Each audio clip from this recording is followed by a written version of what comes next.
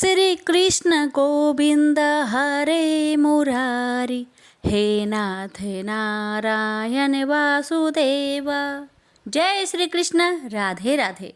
प्यारे भक्तगणों, आज है चैत्र महीने की कृष्णा पक्ष की एकादशी तिथि है और इस एकादशी को पाप मोचनी एकादशी के नाम से जाना जाता है। यूँ तो सभी एकादशियों के व्रत पापों को समाप्त करके अनंत पुण्य प्रदान करते हैं, परंतु चैत्र माह के कृष्णा पक्ष की इस एकादशी का व्रत तो जन्म जन्मांतरों के पापों को नष्ट कर देता है। सभी प्रकार की समृद्धि, सुख और अंत में मोक्ष प्रदायक इस एकादशी को भगवान विष्णु की पूजा अर्चना करने का शास्त्रीय विधान है। तो आइए प्यारे भक्तगणों, आज के वीडियो में मैं आप सभी को सुनाऊंगी पाप मोचनी एकादशी व्रत से जुड़ी संपूर्ण कथा एक साथ।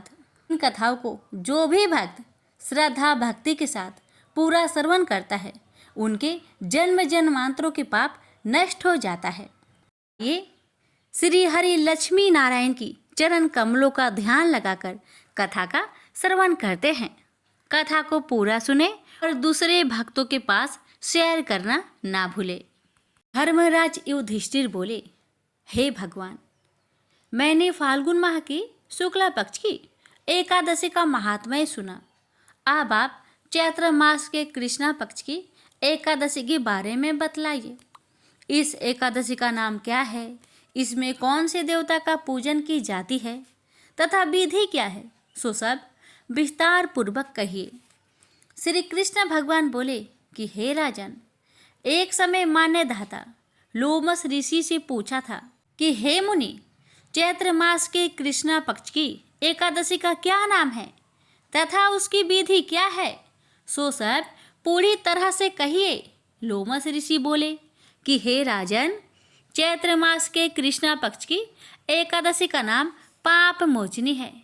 उसके व्रत के प्रभाव से अनेक पाप नष्ट हो जाते हैं। इनकी कथा इस प्रकार है। प्राचीन काल में एक चित्ररथ नामक वन था। उसमें अप्सराएं वास करती थी। वहाँ हर समय बसंत रहता था, अर्थात उस जगह सदैव प्रत्येक तरह के पुष्प खिले रहते थे। उस जगह गंधर्व कन्याएं विहार किया करती थी। उस वन में इंद्र अन्य देवताओं के साथ कीड़ा करता था। उस वन में एक मेधावी नामक मुनि तपस्या करते थे।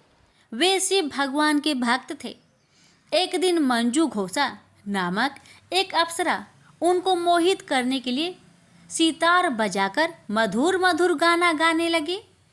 उस समय शिव के शत्रु अनंग यानी कामदेव भी शिव भक्त मेधावी मुनि को जीतने के लिए तैयार हुए।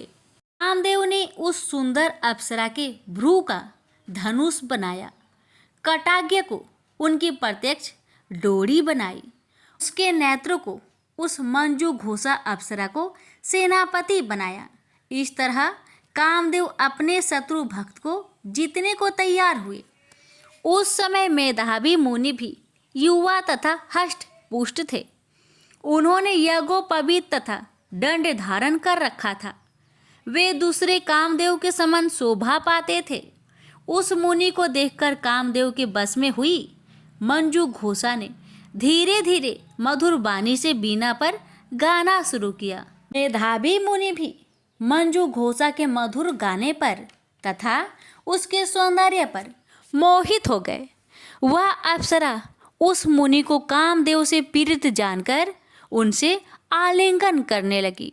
वह मुनि उसके सौंदर्य पर मोहित होकर शिव रहस्य को भूल गया और काम भसीभूत होकर उसके साथ रमन करने लगे। उस मुनि को काम के भसीभूत होने के कारण उस समय दिन रात्रि का कुछ भी ध्यान न रहा और बहुत समय तक रमन करते रहे। एक दिन मंजू घोषा उस मुनि से बोली कि हे मुनि, अब मुझे बहुत समय हो गया है, स्वर्ग जाने की आज्ञा दीजिए। उस अप्सरा के ऐसे वचनों को सुनकर मुनि बोले, हे सुंदरी, तू जो आज इसी संध्या को आई है, अभी प्रातः काल तक ठहरो। मुनि के ऐसे वचनों को सुनकर अप्सरा उनके साथ रमन करने लगी और बहुत समय बिता दिया। फिर उसने मुनि से कहा, हे देव, अब आप मुझे स्वर्ग जाने की आज्ञा दीजिए। मुनि बोले, अभी तो कुछ भी समय नहीं हुआ है, अभी कुछ देर ठहरो। इस पर वह अप्सरा बोली, हे मुनि, आपकी रात्रि तो बहुत लंबी है, अब आप सोचिए कि मुझे आपके पास आए कितना समय हो गया। उस अप्सरा के वचनों को सुनकर मुनि को ज्ञान प्राप्त हुआ और समय का विचार करने लगे। जब रमन करने से उसका प्रमाण 57 साल 7 माह और 3 दिन ज्ञात हुआ, तो उस अप्सरा को काल का रूप समझने लगे। वह महान क्रोधित हुए और उस तप नाश करने वाली अप्सरा की तरफ देखने लगे। उनके अधर कांपने लगे और इंद्रियां व्याकुल होने लगी। तब मुनि उस अप्सरा से बोले, रे दुष्टे, मेरे तप को नष्ट करने वाली, अब तू मेरे श्राप से पिचासनी हो जा। तू महान पापिन और दुराचारिणी है, मुझे धिक्कार है। उन मुनि के क्रोध व श्राप से वह पिचासनी हो गई।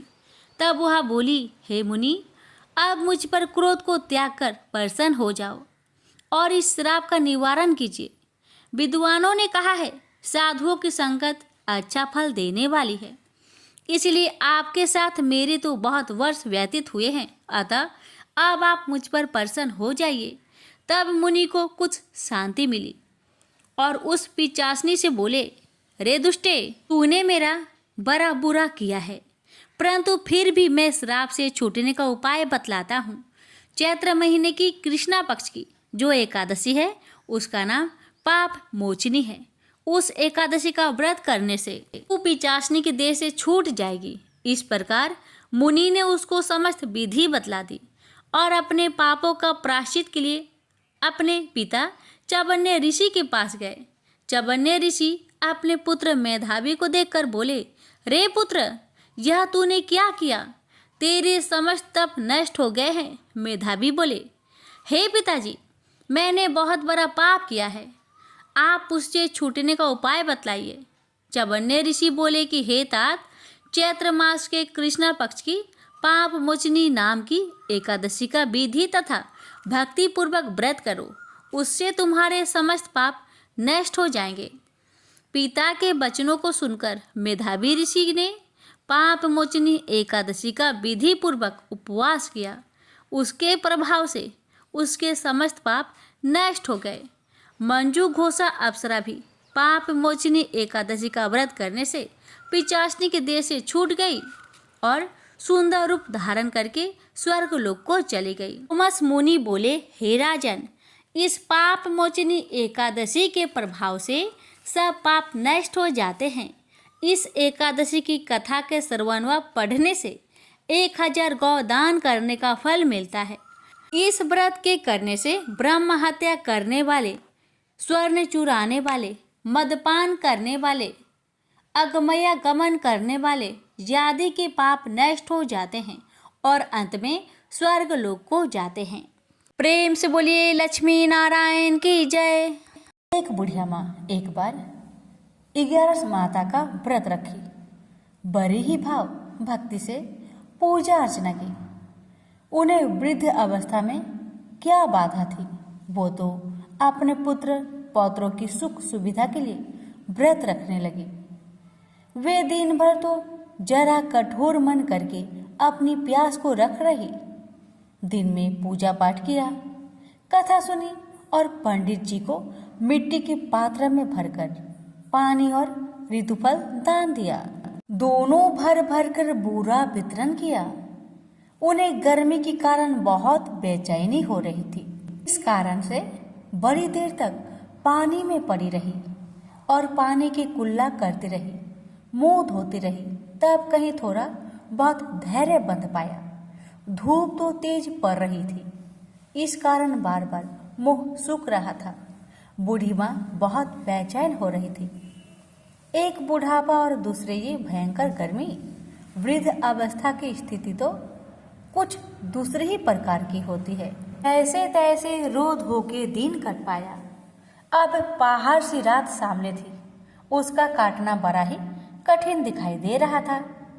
खटिया पर पड़े शांति नहीं मिल रही थी। वे बार बार करवट बदल रही थी। अनेक बार वो बाहर जाती और भीतर आती। उन्हें घर के अंदर शांति नहीं थी। वे पड़ी पड़ी एकादशी माता का स्मरण करती रही। वे कहती रही कि हे माता जी, आप मेरी लाज रखिएगा, आप ही मुझे शक्ति दे दीजिएगा जिससे मैं भली भांति आपका व्रत कर सकूं और ये पहाड़ सी रात शांति पूर्वक व्यतीत हो सके। प्यास के कारण बूढ़ी माँ की बेचैनी तो बढ़ ही रही थी। उन्होंने धैर्य रखने का बहुत प्रयास किया, किंतु सहनशीलता की सीमा टूट गई और वे घबराकर एकदम चिल्ला पड़ी। बोली, बचाओ बचाओ बचाओ। अम्मा का चिल्लाना सुनकर परिवार भर के नर नारी, बच्चे और पड़ोसी एकत्रित होकर बूढ़ी अम्मा की खटिया के समीप पहुंच गए। सबने पूछा, अम्मा जी, आपको क्या हो गया? आप क्यों चिल्ला पड़ी है? आप इस वृद्धावस्था में ये कठिन व्रत क्यों कर रही हैं? अम्मा जी ने कहा, शक्ति से ही भक्ति होती है। थोड़ी ही देर में वे फिर से बोली कि अरे, हमारे प्राण तो ही निकल जा रहे हैं। मेरी छाती पर ठंडे पानी का घड़ा रख दीजिए। नातियों ने दादी की छाती पर ठंडे पानी का पात्र रख दिया। तब कहीं उन्हें थोड़ा बहुत आराम मिला और थोड़ी देर के लिए उन्होंने अपनी आंखें बंद कर ली। एकादशी माता ने सोचा कि ये बूढ़ी अम्मा है तो बहुत कठोर, जरा जाकर उसकी परीक्षा लेनी चाहिए। वे आधी रात को मुर्गा बनकर टेर लगाने लगी। मुर्गा की आवाज़ सुनकर दादी जल्दी से उठी और बाहर जाकर आसमान की ओर देखा, किंतु आसमान में कहीं उन्हें प्रातःकालीन तारा दिखाई नहीं दिया। वे सोचने लगी कि ये मुर्गा क्यों और कैसे बोल गया है। ये तो आधा रात मालूम प्रतीत होता है। उन्हें प्यास तो बहुत लग ही रही थी। थोड़ा बहुत उनका मन भी विचलित होने लगा था, किंतु अंत में उन्होंने दृढ़ निश्चय किया कि मैं अब व्रत को पूर्ण करके ही छोड़ूंगी, चाहे कुछ भी हो जाए, मेरा प्राण ही क्यों ना निकल जाए। ये सोचकर फिर वे खटिया पर शिथिल होकर सो गई। थोड़ी ही देर में एकादशी माता ने उनकी फिर से परीक्षा लेनी चाहिए। एक छोटी सी बालिका एक गिलास में शरबत लेकर उनके सिरहाने खड़ी हो गई और जोर से बोली, दादी जी, सवेरा हो गया, हाथ मुंह धोकर शरबत पी लीजिएगा। पहले तो शरबत का गिलास देखकर उनका मन ललचाने लगा, किंतु अचानक व्रत का स्मरण हो आया और उन्होंने सोचा कि मैं किसी भी प्रकार से अभी शरबत नहीं पी सकती हूँ, और वे शांतिपूर्वक अपनी खटिया पर लेट गई। फिर थोड़ी देर में उन्हें ऐसा लगा कि जैसे किसी ने उन्हें पानी के कुएं में पटक दिया हो। वे बड़ी देर तक उस कुएं में हाथ पांव चलाती रही, किंतु उन्होंने अपने मुख में पानी की एक बूंद भी नहीं जाने दी और वे दृढ़तापूर्वक अपना व्रत पालन करती रही। थोड़ी ही देर में न जाने कहां से सामने आग जलने लगी, जिससे भारी गर्मी बढ़ने लगी। प्यास के कारण प्राण निकलने लगे, किंतु बूढ़ी अम्मा का कुछ भी नहीं बिगड़ पाया। वे जहां की तहां मुस्कुराती हुई बैठी रही। थोड़ी ही देर में बाहर प्रकाश दिखाई देने लगा। ऐसा लगा कि जैसे सवेरा हो आया। बूढ़ी अम्मा ने जब बाहर निकलकर देखा तो समझ गई कि अभी सवेरा होने में 3-4 घंटे की देरी है। यह जानकर वे शांतिपूर्वक इधर उधर घूमने फिरने लगी। एकादशी माता ये बात अच्छी तरह से समझ गई कि ये बूढ़ी अम्मा किसी भी प्रकार से अपने व्रत से नहीं टल सकती। वे उनके सत्य व्रत को ही अच्छी तरह से समझ गई। सवेरा होते ही बूढ़ी माँ ने स्नान किया, भगवान का पूजा पाठ किया, एकादशी माता की कथा सुनी, ब्राह्मणों को दक्षिणा देकर भोजन करवाया। तब कहीं बूढ़ी अम्मा ने जल ग्रहण किया। कन्याओं को भोजन कराने के बाद अम्मा ने भोजन किया। उस श्रेष्ठ व्रत के प्रताप से बूढ़ी अम्मा की आयु में वृद्धि हो गई। उनका घर परिवार हरा भरा हो गया। घर में अब उनके कोई भी अभाव नहीं रहा। वे हर तरह के सुख साधनों से संपन्न हो गई। नाती नातिनों से उनका घर भर गया और वे उसी दिन से 12 महीने की एकादशी का व्रत करने लगी। एकादशी माता के व्रत के प्रताप से इस संसार में हर प्रकार के सुख भोग कर अंत में बैकुंठ धाम को चली गई। से बोलिए एकादशी माता की जय। अति प्राचीन काल की बात है। द्रविड़ देश में एक पांड्यवंशी राजा राज्य करते थे। उनका नाम था इंद्रधुम्न। वे भगवान की आराधना में ही अपना अधिक समय व्यतीत करते थे। यद्यपि उनके राज्य में सर्वत्र सुख शांति थी, प्रजा प्रत्येक रीति से संतुष्ट थी, तथापि राजा इंद्रधुम्न अपना समय राज्य कार्य में कम ही दे पाते थे। वे कहते थे कि भगवान विष्णु ही मेरे राज्य की व्यवस्था करते हैं, अतः वे अपने इष्ट परम प्रभु की उपासना में ही ददचित रहते थे। राजा इंद्रधुम्न के मन में आराधना की लालसा उत्तरोत्तर बढ़ती ही गई। इस कारण वे राज्य का त्याग कर मलय पर्वत पर रहने लगे। उनका भेष तपस्वियों जैसा था। सिर के बाल बढ़कर जटा के रूप में हो गए थे। वे निरंतर परम ब्रह्मा परमात्मा की आराधना में तल्लीन रहते थे। उनके मन और प्राण भी श्री हरि के चरण कमलों में मधुकर बने रहते। इसके अतिरिक्त उन्हें जगत की कोई वस्तु नहीं सुहाती। उन्हें राज्य, कोष, प्रजा तथा पत्नी आदि किसी प्राणी या पदार्थ की स्मृति ही नहीं होती थी। एक बार की बात है, राजा इंद्रधुम्न प्रतिदिन की भांति स्नान आदि से निवृत्त होकर सर्वसमर्थ प्रभु की उपासना में तल्लीन थे। उन्हें ब्रह्मा जगत का तनिक भी ध्यान नहीं था। संयोग बस उसी समय महर्षि अगस्त्य अपने समस्त शिष्यों के साथ वहां पहुंच गए, लेकिन न पाद्य न अर्घ्य और न स्वागत। मौन व्रती राजा इंद्रधुम्न परम प्रभु के ध्यान में निमग्न थे। इससे महर्षि अगस्त्य कुपित हो गए। उन्होंने इंद्रधुम्न को श्राप दिया, इस राजा ने गुरुजनों से शिक्षा नहीं ग्रहण की है और अभिमान बस परोपकार से निवृत्त होकर मनमानी कर रहा है। ब्राह्मणों का अपमान करने वाला यह राजा हाथी के समान जड़ बुद्धि है, इसलिए इसे घोर अज्ञानमयी हाथी की योनि प्राप्त हो। महर्षि अगस्त्य भगवत दंभ इंद्रधुम्न को यह श्राप देकर चले गए। राजा इंद्रधुम्न ने इसे श्री भगवान का मंगलमय विधान समझकर प्रभु के चरणों में सिर रख दिया। क्षीरवीद में 10 सहस्त्र योजन लंबा, चौड़ा और ऊंचा त्रिकूट नामक एक पर्वत था। वहां पर वैद्य अत्यंत सुंदर एवं श्रेष्ठ था। उस पर्वतराज त्रिकूट की तराई में ऋतुमान नामक भगवान वरुण का कीड़ा कानन था। उसके चारों ओर दिव्य वृक्ष सुशोभित थे। वे वृक्ष सदा पुष्पों और फूलों से लदे रहते थे। उसी कीड़ा कानन ऋतुमान के समीप पर्वत श्रेष्ठ त्रिकूट के गहन मन में हथिनियों के साथ एक अत्यंत शक्तिशाली और अमित पराक्रमी गजेंद्र रहता था। एक बार की बात है, गजेंद्र अपने साथियों सहित तृष्णाधिक्य से व्याकुल हो गया। वह कमल की गंध से सुगंधित वायु को सुनकर चिताक्षर विशाल सरोवर के तट पर जा पहुंचा। गजेंद्र ने उस सरोवर के निर्मल, शीतल और मीठे जल में प्रवेश किया। पहले तो उसने जल पीकर अपनी तृष्णा बुझाई, फिर जल में स्नान कर अपना श्रम दूर किया।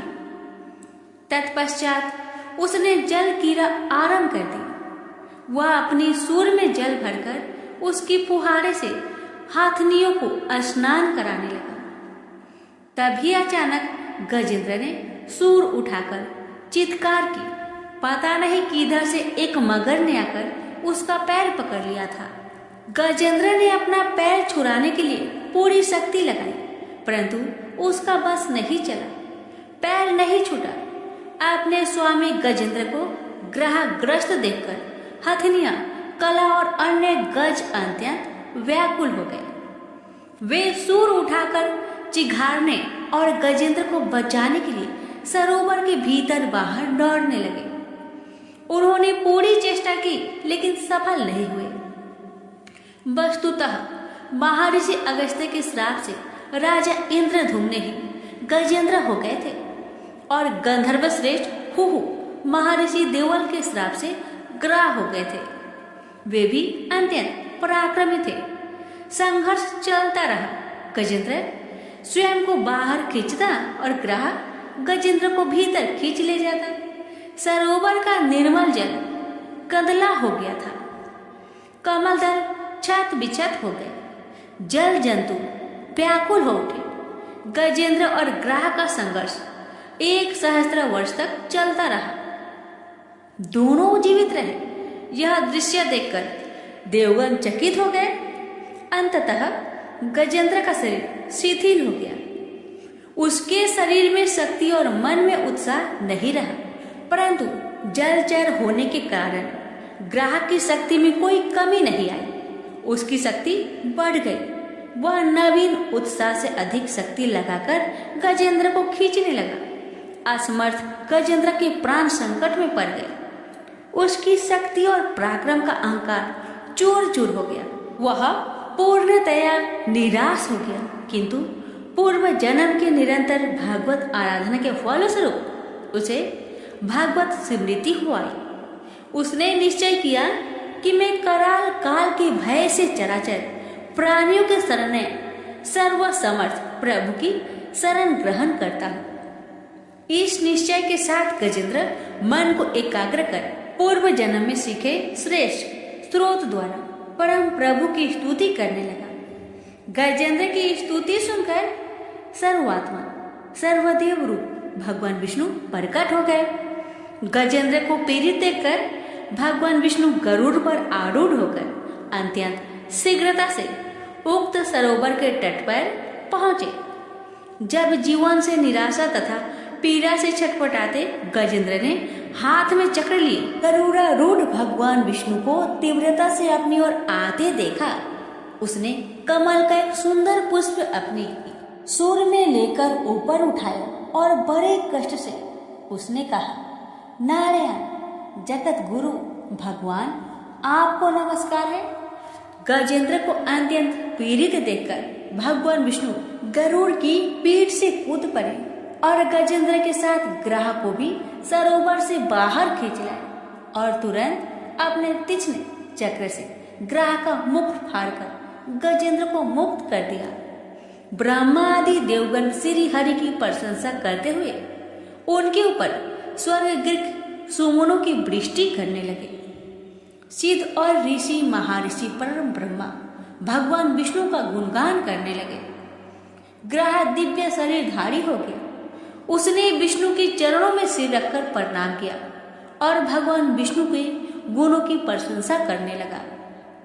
भगवान विष्णु के मंगलमय वरद हस्त के स्पर्श से पाप मुक्त होकर अभिशप्त हुहु गंधर्व ने प्रभु की परिक्रमा की और उनके त्रिलोक्य बंदित चरण कमलों में प्रणाम कर अपने लोक को चला गया। भगवान विष्णु ने गजेंद्र का उद्धार कर उसे अपना पार्षद बना लिया। गंधर्व सिद्ध और देवगण उनकी लीला का गान करने लगे। गजेंद्र की स्तुति से प्रसन्न होकर भगवान विष्णु ने सबके समक्ष कहा, प्यारे गजेंद्र, जो लोग ब्रह्म मुहूर्त में उठकर तुम्हारी की हुई स्तुति से मेरा स्तवन करेंगे, उन्हें मैं मृत्यु के समय निर्मल बुद्धि का दान करूंगा। यह कहकर भगवान विष्णु ने पार्षद रूप में गजेंद्र को साथ लिया और गरुड़ारूढ़ होकर अपने दिव्य धाम को चले गए। तो प्रेम से बोलिए लक्ष्मी नारायण की जय। एक समय रघुदास नाम के भगवान रामचंद्र के एक महान भक्त थे। वह पुरी में जगन्नाथ मंदिर के सिंह द्वार के पास एक बड़ी छतरी के नीचे रहते थे। एक बार जब वह भगवान जगन्नाथ के दर्शन करने गए तो उन्होंने जगन्नाथ की वेदी पर राम, लक्ष्मण और सीता को देखा। उस दिन से उन्हें विश्वास हो गया कि भगवान जगन्नाथ भगवान रामचंद्र से भिन्न नहीं है।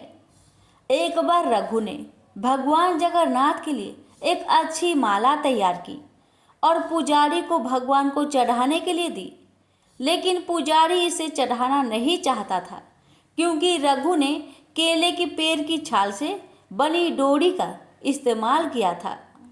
उस समय जगन्नाथ के मंदिर में ऐसी चीज़ों का प्रयोग वर्जित था। रघु को बहुत दुख हुआ कि उनकी माला भगवान जगन्नाथ को नहीं चढ़ाई गई। वह बहुत उदास महसूस करते हुए मंदिर के बाहर चला गया। बाद में दिन में पुजारी शाम की आरती समाप्त कर रहा था।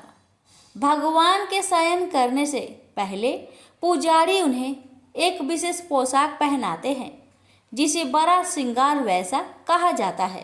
भगवान को श्रृंगारित करने के बाद पुजारी ने उनके शरीर को फूलों से सजाना शुरू कर दिया, लेकिन उसे आश्चर्य हुआ कि उसने जो कुछ भी किया भगवान के शरीर पर एक भी फूल नहीं बचा। भगवान किसी भी फूल को स्वीकार नहीं करेंगे। सभी पुजारी यह सोचकर बहुत चिंतित हो गए कि अवश्य ही उन्होंने कोई अपराध किया है, लेकिन यह क्या हो सकता था। उन सभी ने निर्णय लिया कि यह समझने की कोशिश करने के लिए कि उन्होंने क्या अपराध किया है। वे सभी मंदिर में सोएंगे और तब तक उपवास करेंगे जब तक भगवान उनके सपने में आकर उनके अपराध के बारे में सूचित नहीं कर देते। निश्चित रूप से उसी रात भगवान जगन्नाथ मुख्य पुजारी के सामने आए और उनसे कहा, मेरे भक्त रघुदास मेरे लिए एक फूल का माला लाए थे। उन्होंने इसे बहुत प्यार और भक्ति के साथ तैयार किया। आपने बाहरी विशेषता देखी, माला को उन्होंने मुझे देने से मना कर दिया। आप देख नहीं सकते कि उन्होंने कितनी अच्छी माला तैयार की है। उन्होंने इसे प्रेम और भक्ति से पिरोया। आप मेरा भक्त मेरी सेवा से वंचित होकर अपने घर में माला रखकर पड़ा हुआ है, उसके सामने माला पहनाओ। उसने कुछ भी नहीं खाया है और लगातार रो रहा है। वह अभी तक सोया नहीं है। जब तक मेरे भक्त की इच्छा पूरी नहीं हो जाती, मैं आपसे कोई माला कैसे स्वीकार कर सकता हूँ और कैसे मैं शांति से सो सकता हूँ। तुरंत प्रधान पुजारी जाग गया और उसने अन्य पुजारियों को सारी बात बताई। तब वे सभी रघुदास के पास गए और अपना अपराध समझाया और उनसे अपनी माला भगवान जगन्नाथ को देने के लिए कहा। यह सुनकर रघुदास बहुत प्रसन्न हुए कि भगवान इतने दयालु हैं कि वे स्वयं उनकी माला स्वीकार करने की प्रतीक्षा कर रहे हैं। रघुदास परम आनंद में थे। एक बार रघुदास बहुत गंभीर रोग से पीड़ित हो गए। उनकी तबीयत इतनी खराब हो गई कि वह बिस्तर से उठ भी नहीं पा रहे थे। उन्हें अपने बिस्तर में ही मल त्याग करना पड़ा। बदबू बहुत बुरी थी। रघुदास बहुत बीमार होने के कारण खुद की मदद करने में असमर्थ होकर बेहोश हो गए। एक छोटा लड़का रघुदास की सेवा के लिए आ रहा था। उन्होंने उसके शरीर को साफ किया और चंदन लगाया और गंध को दूर करने और कमरे को शुद्ध करने के लिए अच्छी सुगंधित चीजें पेश की। जब रघु को होश आया तो उन्होंने पाया कि वह लड़का स्वयं भगवान जगन्नाथ थे। रघु ने भगवान जगन्नाथ से कहा, मेरे प्रिय भगवान, आप यहाँ क्या कर रहे हैं? मेरी यह निम्न सेवा करके आप मुझे अपराधी बना रहे हैं। मैं आपसे सेवा प्राप्त करके और अधिक पापी बन रहा हूँ। हे भगवान, आप बहुत दयालु हैं। आप ब्रह्मांड के स्वामी हैं। आप सब कुछ करने में समक्ष है। यदि आप चाहे तो आप मेरी बीमारी को आसानी से ठीक कर सकते हैं। मुझे ठीक करने के बजाय आप मेरी यह निम्न सेवा क्यों कर रहे हैं? भगवान ने उत्तर दिया, हाँ, मैं तुम्हें आसानी से ठीक कर सकता हूँ, लेकिन मैं चाहता हूँ कि तुम अपने सभी प्रबंध कर्मों से मुक्त हो जाओ, ताकि तुम इस जीवन के अंत में मेरे निवास पर वापस जाओ। तुम्हें ये भी जानना चाहिए कि जैसे कि मेरे भक्तों को मिलता है, मेरी सेवा करने से सुख मिलता है, मुझे भी अपने भक्तों की सेवा करने से सुख मिलता है। मैं सदैव आपकी सेवा करना चाहता हूँ। मुझ में और मेरे भक्त में कोई अंतर नहीं है। इस प्रकार भगवान और रघु के बीच बहुत घनिष्ठ संबंध थे। रघु बहुत सरल थे और उनका स्वभाव एक छोटे लड़के जैसा था। भगवान जगन्नाथ के साथ उनके संबंध बहुत मैत्रीपूर्ण थे। कभी कभी भगवान एक लड़की के रूप में उनके पास आते थे और वे दोनों एक साथ खेलते थे। यह सामान्यतः लोगों को ज्ञात था कि भगवान रघु के साथ खेलने के लिए उनके पास आए थे। सभी लोग रघु का आदर करते थे। वह बहुत प्रसिद्ध थे और लोगों के बीच भगवान जगन्नाथ के मित्र के रूप में जाने जाते थे। एक बार जगन्नाथ रघु के पास आए और उससे कहा कि वह राजा के बगीचे से कटहल चुराने के लिए उसके साथ चले। रघु ने कहा, तुम कटहल क्यों चुराना चाहते हो? यदि तुम्हें कटहल खाने की इच्छा है तो मुझे बताओ, मैं तुम्हारे लिए एक अच्छा कटहल लाऊंगा। भगवान जगन्नाथ ने उत्तर दिया, इस प्रकार मुझे अपने भक्त से सब कुछ मिल रहा है। वास्तव में मेरे पास सब कुछ है। माता यशोदा मुझे इतना मक्खन खिलाती थी और मुझे आनंद देती थी, लेकिन फिर भी मैं इस उद्देश्य के लिए दूसरे के घर जाता हूँ। माखन चुराने का, चुराई हुई चीज़ें खाने में एक विशेष आनंद होता है। आज मैं चाहता हूँ कि आप चोरी का वह आनंद महसूस करें। कृपया मेरे साथ आएं। असहाय होकर रघु भगवान के प्रस्ताव पर सहमत हो गया और उनके साथ चला गया। वे दोनों राजा के बगीचे में दाखिल हुए। जगन्नाथ ने रघु से कहा, तुम पेड़ पर चढ़ जाओ, मैं जमीन पर खड़ा रहूंगा। तुम सबसे अच्छा और सबसे बड़ा कटहल तोड़कर नीचे फेंक देना। मैं यही खड़ा होकर उसे पकड़ लूंगा, फिर हम दोनों भाग जाएंगे। रघु ने भगवान की आदेश का ठीक वैसे ही पालन किया जैसे उन्होंने निर्देश दिया था। वह कटहल के पेड़ पर चढ़ गया और सबसे अच्छे और बड़े कटहल को ढूंढ निकाला, उसे तोड़ लिया। जगन्नाथ, उसने पुकारा, क्या आप तैयार हैं? जगन्नाथ ने उत्तर दिया, हाँ मैं तैयार हूँ, फेंक दो। रघु ने कटहल नीचे फेंक दिया, यह उम्मीद करते हुए कि जगन्नाथ उसे पकड़ लेंगे। लेकिन जगन्नाथ कहाँ थे? वह भाग गए थे। कटहल को पकड़ने वाला कोई नहीं था। वह बड़ी आवाज करते हुए जमीन पर गिरा और फट गया। जब राजा के माली ने आवाज सुनी तो वह समझ गया कि कोई कटहल चुराने के लिए बगीचे में घुसा है। वह तुरंत मौके पर भागा और देखा कि बड़ा कटहल जमीन पर खुला पड़ा था। फिर भी उसने आसपास किसी को नहीं देखा। जब उसने ऊपर देखा तो उसे रघुदास पेड़ पर बैठे दिखे। माली तुरंत राजा के पास गया और उसे बताया कि रघुदास उसके बगीचे से कटहल चुरा रहा था। वह अभी भी वही पेड़ की चोटी पर बैठा है। उसने उत्साहपूर्वक राजा से कहा। राजा को विश्वास नहीं हो रहा था कि रघु कटहल चुराने के लिए उसके बगीचे में घुसा था। इसलिए राजा ने अपने मंत्रियों को इकट्ठा किया और उस स्थान पर गए जहां माली ने संकेत किया था। वह रघुदास को पेड़ पर बैठे और कटहल को जमीन पर पड़ा देखकर आश्चर्यचकित रह गया। राजा के अनुरोध पर रघु पेड़ से नीचे उतर आया। राजा ने रघु से पूछा, मेरे प्रिय प्रभु, यदि तुम कटहल खाना चाहते थे तो आधी रात को मेरे बगीचे में आकर पेड़ पर चढ़ने की परेशानी क्यों उठा रहे हो? तुम मुझे बता सकते थे, मैं कर सकता था। कटहल उठाया और तुम्हारे घर भेज दिया। रघु ने राजा को पूरी कहानी बताई कि कैसे भगवान जगन्नाथ ने उसे धोखा दिया था। भगवान की लीला सुनकर सभी को आनंद आ गया और सभी हंस पड़े। उन्होंने रघु की महानता की प्रशंसा की। इस प्रकार मित्रता की मुद्रा में रघु भगवान जगन्नाथ के साथ लीलाएं करते। एक भक्त ने भगवान जगन्नाथ के साथ रघुदास की एक लीला का प्रदर्शनी वर्णन किया। एक बार रथ यात्रा के दौरान भगवान ने रथ पर स्थान ग्रहण किया था। राजा द्वारा सड़क साफ करने के बाद रथ चलने के लिए सब कुछ तैयार था। हजारों लोगों ने रस्सी खींची लेकिन रथ आगे नहीं बढ़ा। स्थिति को देखते हुए ब्रिटिश साहिवा ने रथ को खींचने के लिए एक शक्तिशाली हाथी की व्यवस्था की। फिर भी रथ नहीं हिलेगा। साहेबा ने रघुदास से कहा, रघुदास जी, यह कैसे भगवान है? मैंने हाथियों को लगा रखा है, फिर भी यह रथ नहीं चलेगा। यह सुनकर रघु रथ पर चढ़ गए और भगवान जगन्नाथ के निकट गए। उसने प्रभु के कान में कहा, तुरंत रथ चलने लगा।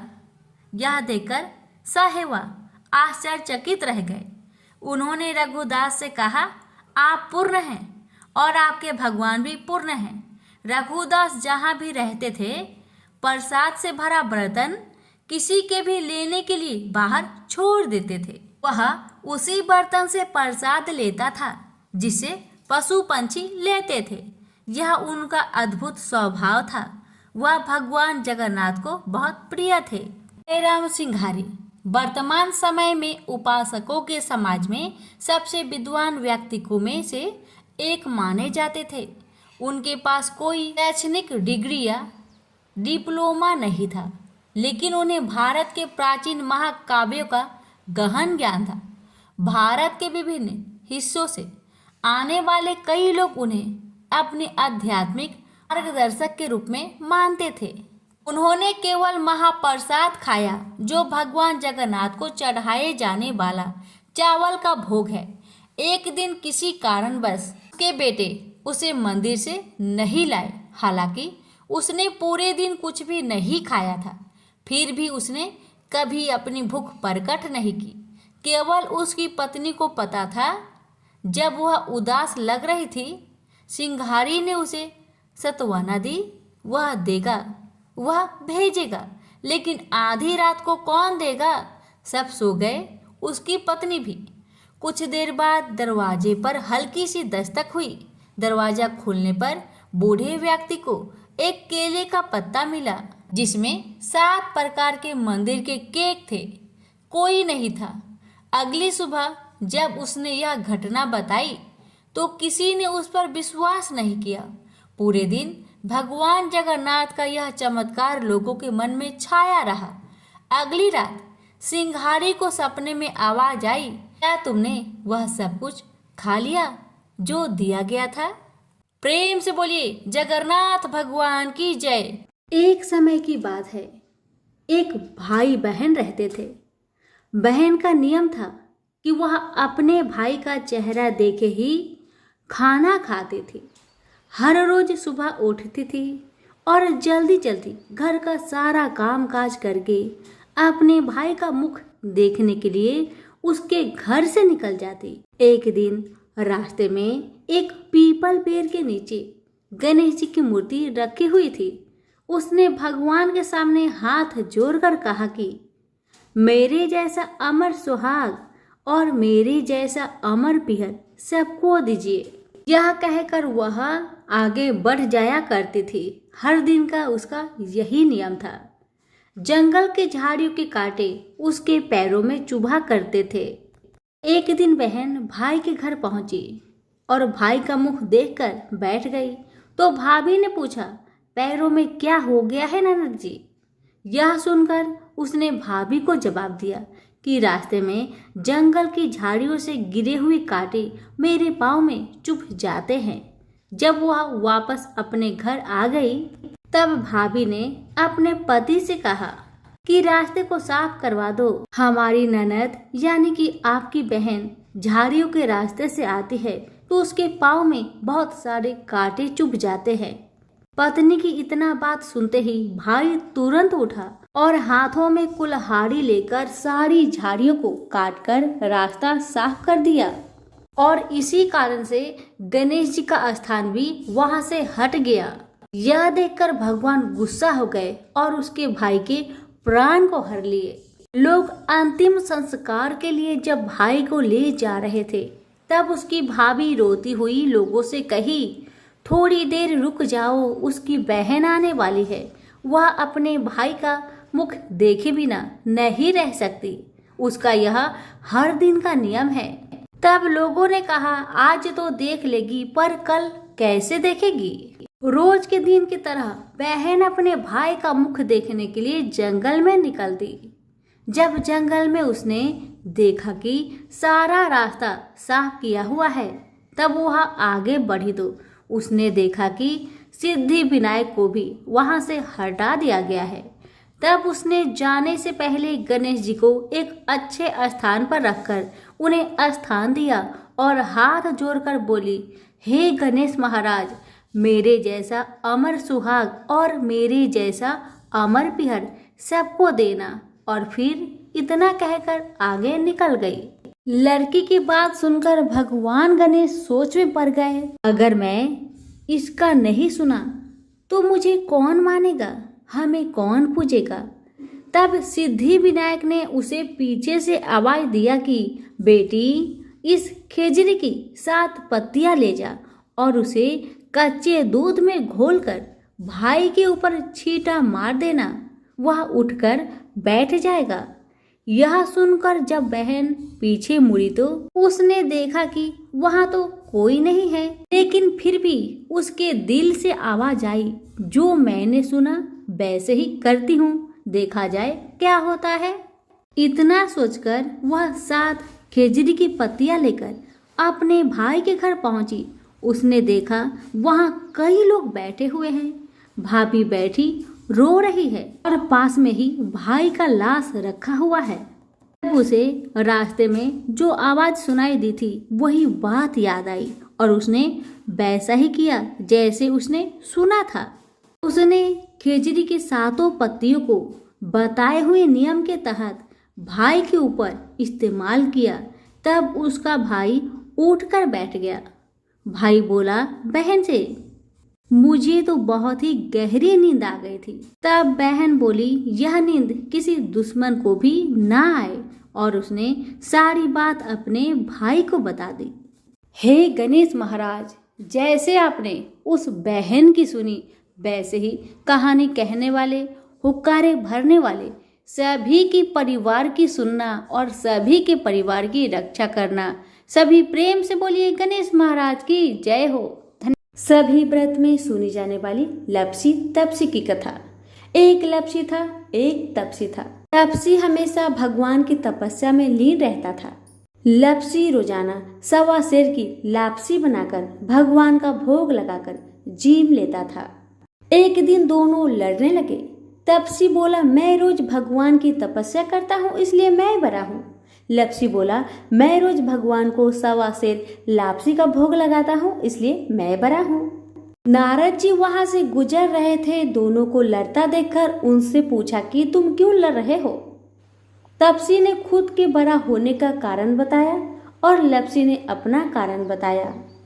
नारद जी बोले, तुम्हारा फैसला मैं कर दूंगा। दूसरे दिन लपसी और तपसी नहाकर अपनी रोज की भक्ति करने आए तो नारद जी ने छुपकर 1.25 करोड़ की एक अंगूठी दोनों के आगे रख दिए। तपसी की नजर जब अंगूठी पर पड़ी तो उसने चुपचाप अंगूठी उठाकर अपने नीचे दबा लिया। तपसी की नजर अंगूठी पर पड़ी लेकिन उसने ध्यान नहीं दिया। भगवान को भोग लगाकर लपसी खाने लगा। नारद जी सामने आए तो दोनों से पूछा कि कौन बड़ा है। तो नारद जी ने तपसी से खड़ा होने को कहा। वो खड़ा हुआ तो उसके नीचे दबी अंगूठी दिखाई पड़ी। नारद जी ने तपसी से कहा, तपस्या करने के बाद भी तुम्हारी चोरी करने की आदत नहीं गई, इसलिए लपसी बड़ा है और तुम्हें तुम्हारी तपस्या का कोई भी फल नहीं मिलेगा। तपसी शर्मिंदा होकर माफी मांगने लगा। उसने नारद जी से पूछा, मुझे मेरी तपस्या का फल कैसे मिलेगा। नारद जी ने कहा, यदि कोई गाय और कुत्ते की रोटी नहीं बनाएगा तो फल तुझे मिलेगा। यदि कोई ब्राह्मण को भोजन करवाकर दक्षिणा नहीं देगा तो वह फल तुझे मिलेगा। यदि कोई साड़ी के साथ ब्लाउज नहीं देगा तो फल तुझे मिलेगा। यदि कोई दिए से दिया जलाएगा तो फल तुझे मिलेगा। यदि कोई सारी कहानी सुने लेकिन तुम्हारी कहानी नहीं सुने तो फल तुझे मिलेगा। उसी दिन से हर व्रत कथा कहानी के साथ लपसी तपसी की कहानी भी सुनी और कही जाती है। प्रेम से बोलिए लक्ष्मी नारायण की जय।